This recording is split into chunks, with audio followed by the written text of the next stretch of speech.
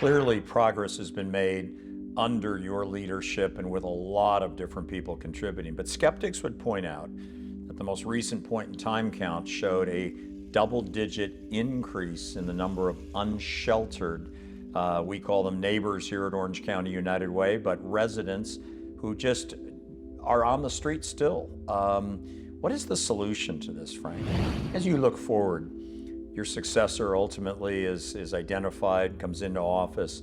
What are the one or two lessons from the pandemic response that you would share with that individual or government, as it would be at that point, in terms of things they could do better?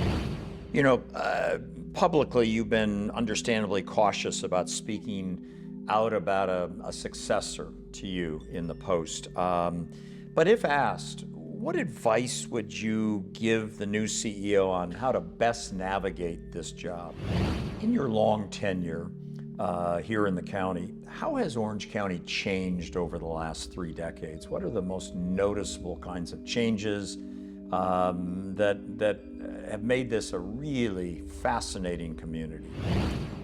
You know, finally, taking off your civil servant hat and the role you've played, but just as a member of our community, a longtime member and resident here in Orange County, what are your hopes for the future of Orange County?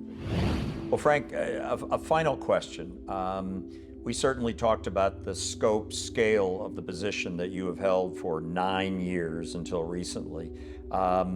It's a difficult position. There is a tremendous amount of, I'm sure, stress at times.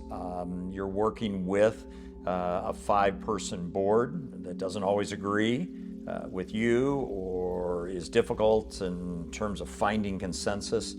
How do you sort of deal with that, navigate that, and how do you sort of find the right qualities to address it and be successful through that?